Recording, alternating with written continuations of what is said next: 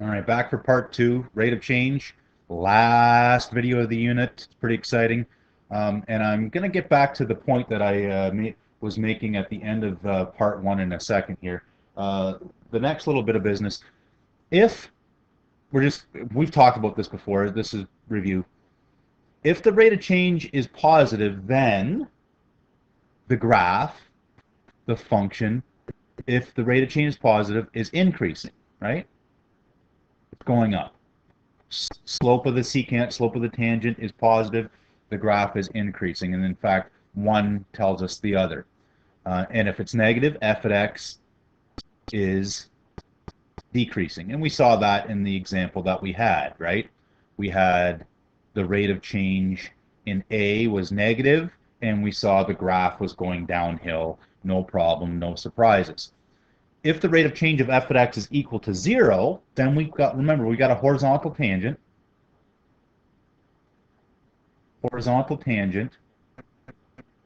And usually, almost always, f at x has a maximum or minimum.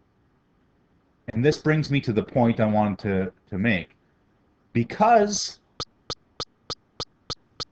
we're just estimating instantaneous rate of change, this number is so close to 0, we might have thought that x equals 100 had a minimum or a maximum, right? Even though it's negative, right? At x equals 100, we used a following interval. We would have thought, well, okay, maybe it's 0 there, and a little bit after, because we had a following interval, it's negative. Maybe we would have thought it's this case, but it's not. And how could we get tricked by this? We could get tricked by this because this is just an estimate.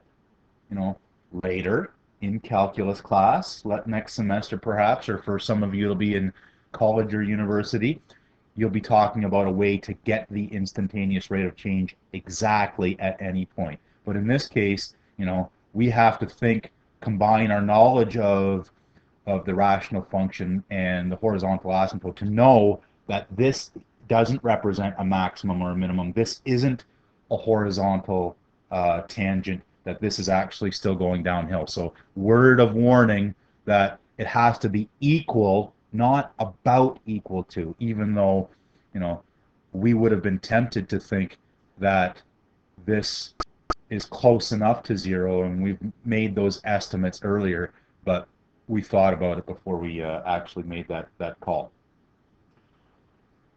Okay, dandy. So hopefully you understood that little subtle point I wanted to make there. On with the last example of the whole unit. It's about the Bills football team. The Buffalo Bills marketing department uses that function to determine the number of season tickets that will be sold in thousands, where C is the cost of a season's ticket. So this is kind of like last day stuff when we're talking about applications of rational functions, and this is an application, but we want to talk about the rate of change. If they charge $500, how many tickets would they sell? So $500 for a season ticket. Okay, I put in C is 500. C is the cost. So all I want to do, this is nothing fancy at all, is just, this is almost like a warm-up question, isn't it? I just want to find out S at 500. Do that calculation, and I get that it's equal to about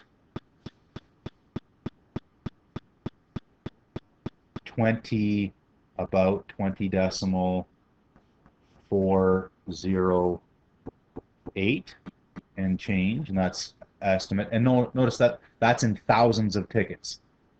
They would sell about, let's say, 20,400 tickets, because it's in thousands.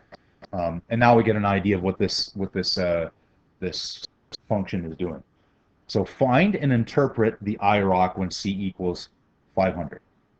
So it just wants us to find the slope of the tangent of this function there, and to interpret what it means. Okay. Let's get rid of this for now. Move that down a little bit so we can have room to talk and think. The ROC, remember, is A plus H minus S at A over H ROC, and here my A is 500, my H is whatever I possibly could have patience to put in. Notice also, we might think of maybe this should be in dollars or tens of dollars or $5. Right now this would be in pennies, right? Because if I add, this would be go from 500 to $500 and 1 cent, but maybe the raise would be $1 or $10 or $5. But we're okay. We don't have to worry about that. We're going to think more about the domain of this function in a second. And so I crank this into a calculator, and it's not much fun putting this into a calculator, but here's what the function looks like. 10,000 over 500 decimal 01 subtract 10. And again, it's easier to put this all into a calculator in one step so that the calculator will have all the decimals that it possibly can remember, and then I'm going to write down the final answer.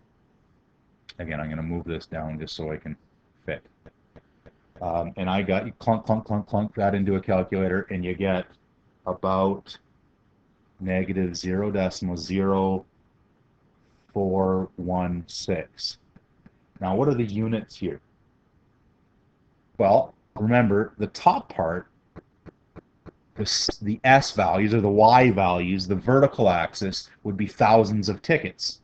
So this would be thousands. Now I'm going to write that in words so it doesn't look weird with the numbers.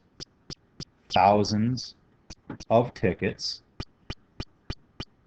And what's the bottom? Well, the bottom is the change in X values, which is per dollar increase. Per dollar increase, right? Because the X values were in dollars. So what does that mean? It means for every dollar they increase the ticket, they're going to sell that many thousands fewer. 1, 2, that's 1,000, right? 10, 100, 1,000. They're going to sell about 42 fewer tickets. So at C equals 500. So when they charge $500, they are selling 42 fewer tickets per $1 increase. Which kind of makes sense, right?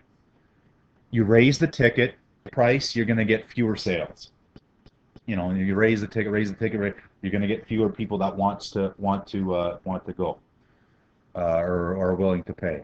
All right, I've moved this down enough. Now it's bumping into the homework. Let me put that over there. Discuss the domain of this function. So we've had this discussion before, and it can actually get quite involved, and this one will too. If I have this function, just math-wise, I can see C can't be 10. I can't charge $10 for a ticket. Otherwise, my function is undefined, right? But let's think of this. Let's think of this. If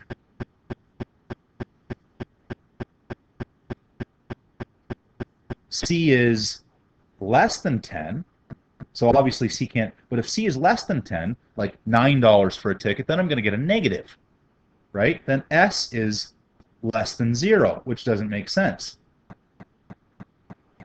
So we'd have to restrict then our values, a restriction, a first restriction, should probably try and spell restriction correctly. A restriction might be that C has to be greater than 10. So for instance, you know, anything greater than 10. And $10 for a season ticket for a football game is pretty good. Now notice, there's probably some sort of difference about this as well. Like, for instance, let's try if C is, excuse me, 11. Then I'd get S at 11 is 10,000 divided by 11 minus 10 is 10,000 divided by 1. Remember, this is in thousands of tickets. We'd have 10,000 season tickets.